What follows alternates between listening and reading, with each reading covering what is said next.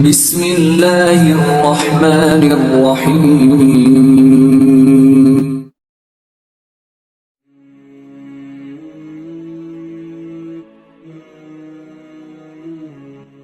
خطیب ارسلان خان حقانی اور آپ دیکھ رہے ہیں حق کی آواز 2۔ اللہ تبارک و تعالیٰ نے ہمیں ایک ماں اور باپ سے پیدا کیا ہے۔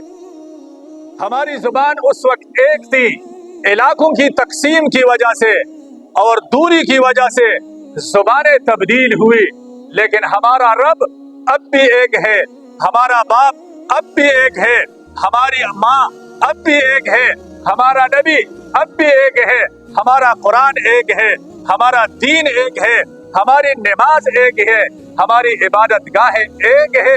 پھر اختلاف کا کوئی جواز نہیں بنتا۔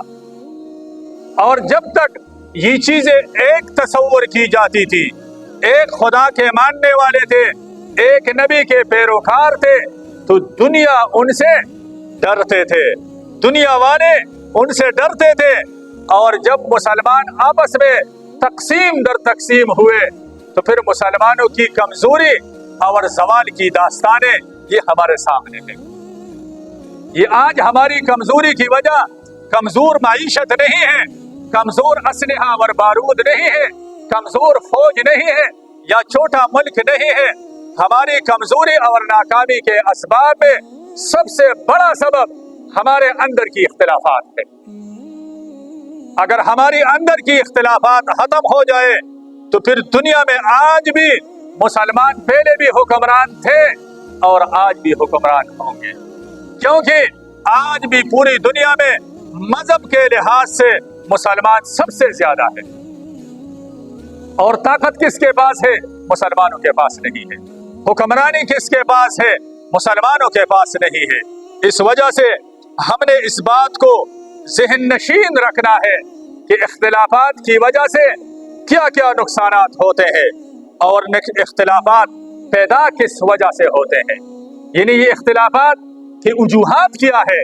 ان وجوہات میں نمبر 1 یہ ہے دین سے دوری۔ جب ہم اپنے دین سے واقف نہ ہو تو پھر ہمارے اندر اختلافات پیدا ہوں گے۔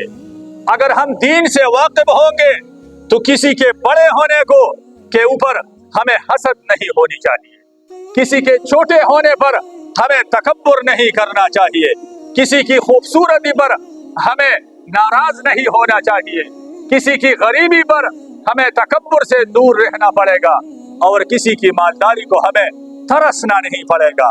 یہ دین کی دوری کی وجہ سے جب ہم دین سے ناواقف ہیں تو دنیا کے اندر یہ اونچ نیچ تو اللہ تبارک و تعالیٰ نے ارشاد فرمایا ہے، نحن قسمنا بینہم معیشتہم فی الحیات الدنیا، یہ میں نے تقسیم کیا ہے کہ کسی کو بڑا پیدا کیا ہے، کسی کو چھوٹا، کسی کو درمیانہ، کسی کو خوبصورت، کسی کو بدصورت، کسی کو گورا رنگ، کسی کو کالا رنگ، کسی کو عربی، کسی کو عجمی، کسی کو پٹھان، پنجابی، سندھی، بلوچی۔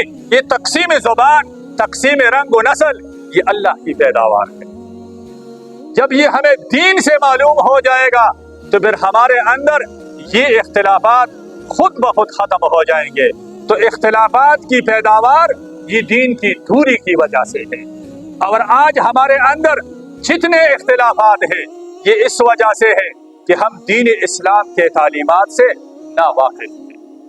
اس وجہ سے گھر کے اندر بھی باپ بیٹوں کے مابین اختلافات، بیٹی ماں کے اندر اختلافات، بیوی اور شوہر کے مابین اختلافات، والدین اور بچوں کے اندر اختلافات، بھائیوں کے اندر اختلافات، بہنوں کے اندر اختلافات، خاندانوں کے اندر اختلافات۔